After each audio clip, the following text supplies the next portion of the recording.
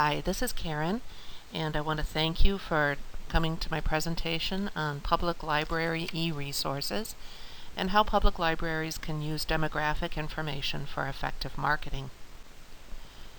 You'll recall our terms system includes marketing as a crucial part. In section 3.2, it says, "It is essential to have a marketing plan regardless of the resource you are implementing. It should consider those groups who need to be aware of the resource." I hope this presentation will give you a clear idea of the level of awareness that public library patrons have of electronic resources offered by their libraries, the basics of using market research to formulate a marketing plan, and a few ways that libraries have used market research to better reach their patrons. So the first question is, what do library users know about their library's resources? 31% of them say that they know not much or nothing about what the library offers. 46%, the largest segment, say they know some of what their library offers, while 22% claim to know most or all of what their library offers. But you notice that these are people assessing their own knowledge, which calls to mind Donald Rumsfeld's famous statement, "There are known knowns. These are the things we know that we know. There are known unknowns. That is to say, there are things that we know we don't know. But there are also unknown unknowns. There are things we don't know." Examples for public libraries of known knowns might be that libraries have books. An example of a known unknown might be, how late is my library open tonight? And an example of an unknown unknown might be, does my library lend ebooks? 62% of Americans, including 58% of library card holders, did not know whether their library loaned ebooks. The Pew study shows that only 25% of Americans have accessed a library website in the last year, so it's a very safe bet that fewer than that have gotten as far as ebooks or digital research tools. What do librarians say about the issue? In a Pew focus group, one librarian said, "When you share the information with them, ebooks, databases, online classes, they are excited, but unless we tell them in person, they mostly do not know about them." Another librarian said, "Most students have no idea what a database is, and therefore get their information from Google, while the tremendous resources available online from our library go unknown and unused. So databases and other electronic resources are typically unknown unknowns." How can we improve our users' awareness of our offerings? Perhaps we can learn something from the marketing techniques that help sell consumer products. So let's take a look at the basics of using market research to formulate a marketing plan. First of all, remember that marketing is not a dirty word. Marketing means understanding who we serve and what they want or need. It means not only providing the service, but letting people know that we provide the service. How to develop a marketing plan. First, you want to analyze your community's demographics and segment the market. Then you want to match your resources to market segments, and then communicate directly with the people in the targeted segments. When you're looking at demographic profiles, you want to group your community by salient characteristics. What's a salient characteristic? It's one where variation in that characteristic correlates with something that's relevant to you, such as how they use the library or what they're interested in. The Pew study found differences in library use along these lines. Sex. Men and women use the library differently. Age. People use the library and expect different things from the library depending on their age. Ethnicity. The categories they used were white, Hispanic, and African American. They also found differences in library use based on income level, education, whether they have young children, and also geography, what they called urbanity, which means urban, suburban, or rural patrons. Those are examples of demographic groups that you might want to consider in segmenting your market. Once you've identified salient market segments, it's time to research individual segments to see which ones are worth targeting and how you would be able to reach them.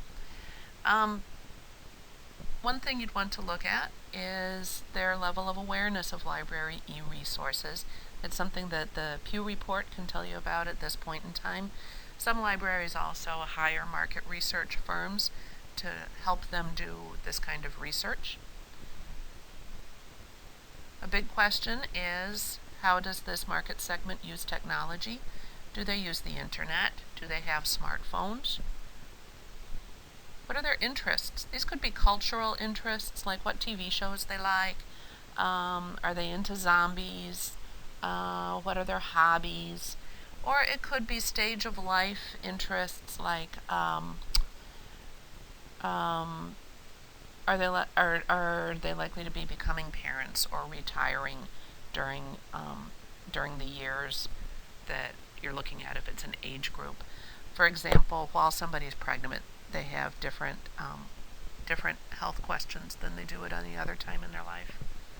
It's also really important to look at the size of the segment in your community, because you won't want to put a lot of resources into targeting a very small segment. Let's look at an example of a market segment. Baby boomers. We know that that age is a salient characteristic for segmenting our market based on the Pew Report. Baby boomers born from 1946 to 1964 are now ages 49 to 67. One thing that we would want to know is how many of them are there. Baby boomers nationally are 34% of the population. We could probably find information about our local service area through government sources. Another question is, how aware are they of our electronic resources? We could do direct research on that, but we do know from the Pew Report that this group is less likely to have been to the library in the last year than the younger groups are. And if you think about it, if you assume that most people gain most of their awareness of how to do research while they're in school, this group has been out of school since before people had PCs and internet access. So they really have never been instructed in what's available through Google and what's not. So they're even less likely than younger people to know about other digital resources. Their technology use, we know that they are less likely than younger patrons to have smartphones. Their interests and concerns. There's a good resource for this on the University of Wisconsin Library website. There's a business database called Mintel Oxygen that has reports on marketing to various demographic groups. And what they identify as important concerns for the baby boomers are that they're living in multi-generational houses, that they have lots of questions about staying healthy and healthcare costs, and also they're very concerned about financial readiness for retirement, because they're squeezed by helping to support their parents and children. Now that we've collected some information about baby boomers, we would want to look for where our strengths correspond with that market segment's interests and needs. These are the areas that were identified in the Mintel Oxygen report, and now we can assess them based on our strengths. If you look at the stresses of living in multi-generational homes, we might be able to help with that indirectly, but it wouldn't be an area of great strength. Health and healthcare costs. The Mintel report says healthcare and the health and wellness sectors would likely benefit by approaching boomers with offers and incentives designed to encourage healthier lifestyles. Brands could assist boomers to stay healthy and educate them on health issues. So if we want to educate people on issues, that's a question of information. That's a real strength for libraries. Financial health and retirement readiness, what the Mintel report says about that, is that opportunities abound for the companies that can help boomers navigate through their mounting financial issues. Many are in desperate need of financial education. So again, we can provide information about an important concern for this target market segment.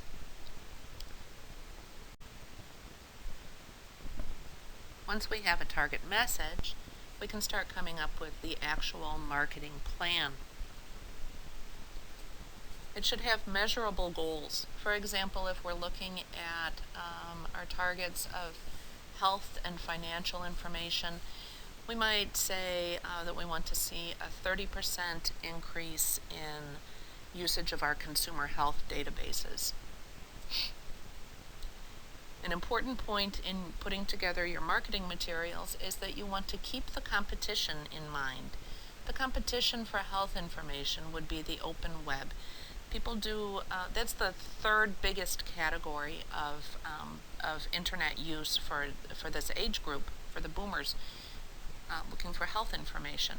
And it would be easy to differentiate ourselves from Google by saying that we have the health information that you can trust, because people already have the idea that libraries are reliable sources of information. People are not so aware that they can't get at everything through Google. We want to point that out. We want to focus on target benefit to the target segment. So if we're thinking about baby boomers, yeah, it might be nice for them to know that we work closely with our area public schools, but that's not really a top-of-the-mind issue for them.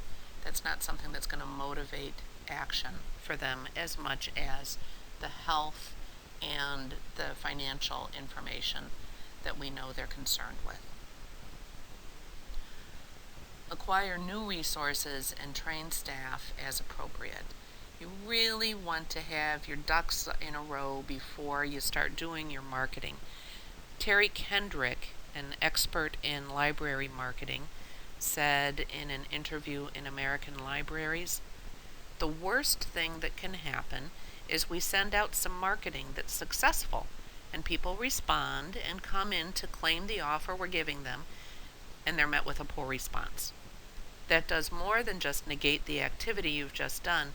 It positively reinforces the library as something that sends you irrelevant messages or makes promises it can't deliver."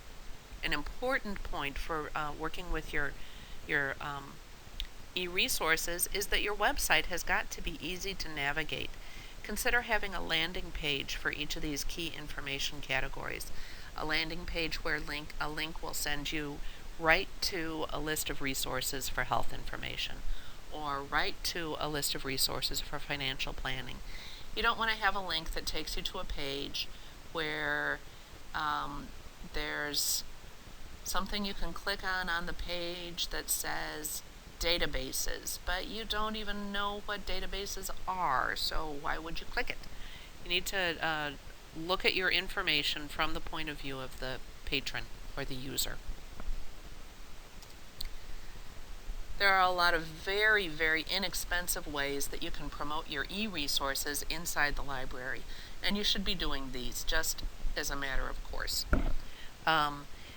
You want to have information about electronic resources posted near their physical counterparts. So if you get paper copies of Scientific American, you want something right there telling people that they can get at Scientific American through the library from home on the internet. If you have paper encyclopedias, you want something right there that tells people that they can access a digital encyclopedia, again, from home without coming to the library, but using the library subscription.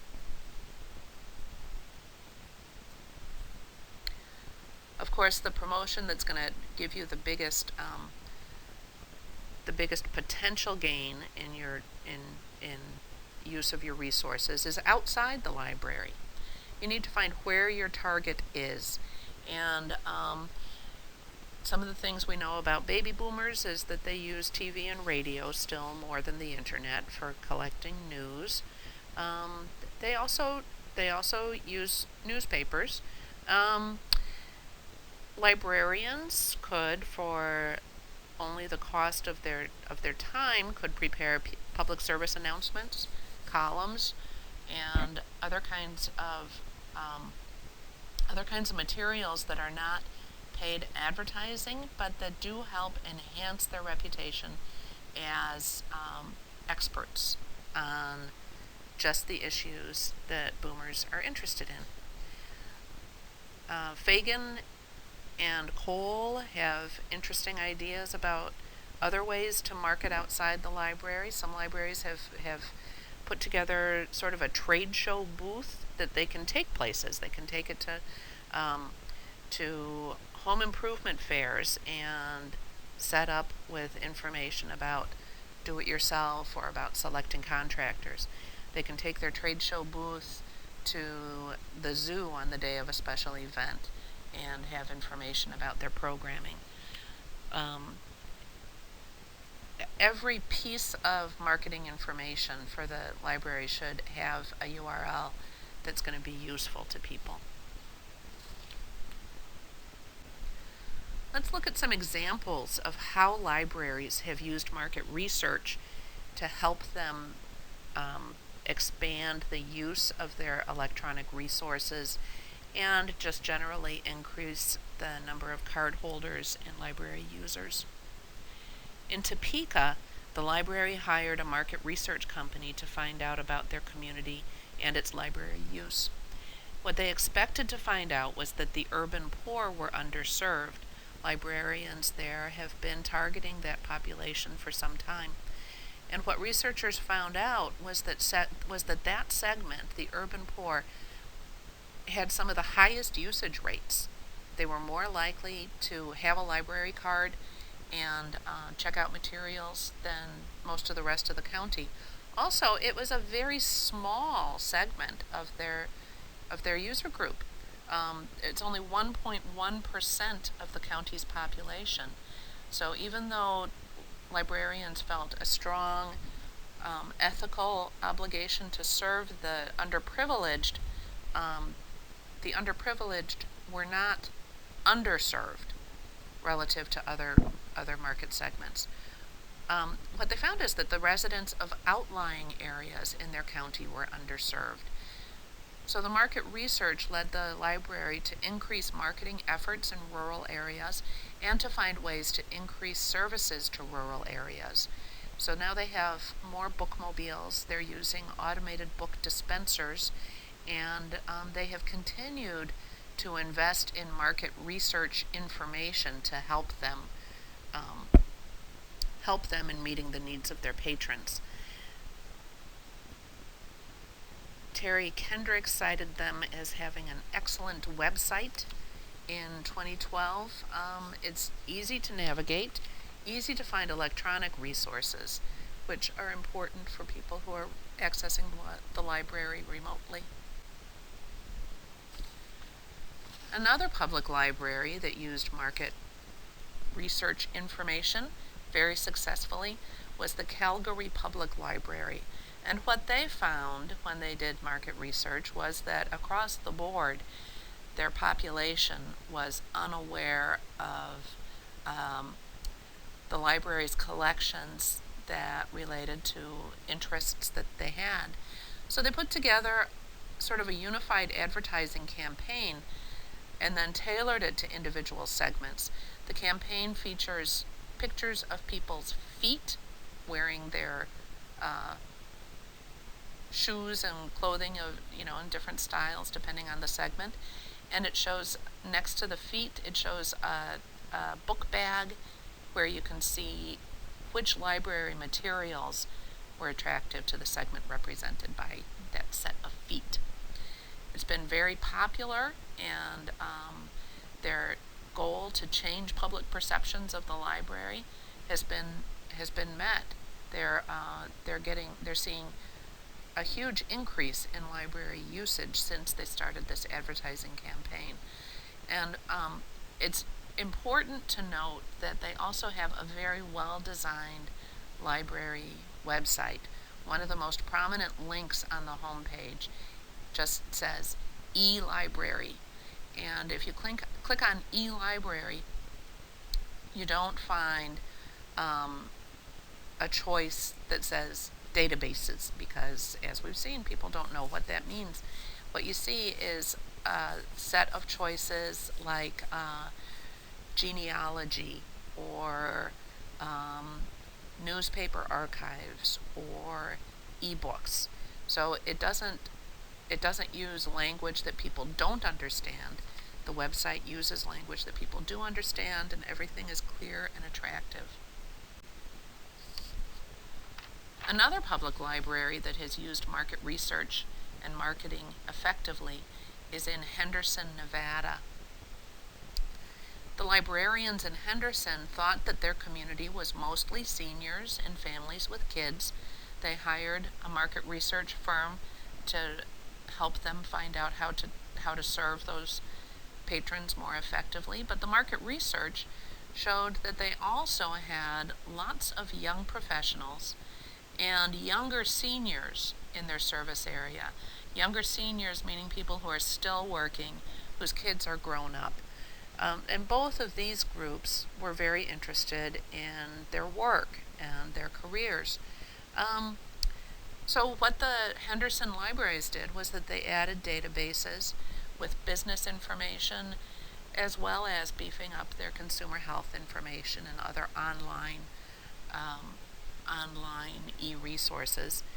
And then they began advertising and PR targeted to professionals. And they saw not only an increase in the use of electronic resources, but also increased checkouts of print material and gate count, because once they started marketing to the young professionals and the near retirement professionals, those people started using the library for all kinds of things. And a source for a lot of stories about market research is an article by Mark Futterman, actually several articles by Mark Futterman over the years, but especially one in Library Journal from 2008. Here's the bibliography. I want to thank you all for listening to my presentation, and I hope you have a better understanding now of the level of awareness that public library patrons have of the electronic resources offered by their libraries, of the basics of using market research to formulate a marketing plan, and of some ways that libraries have used market research to better reach their patrons. Thanks for listening.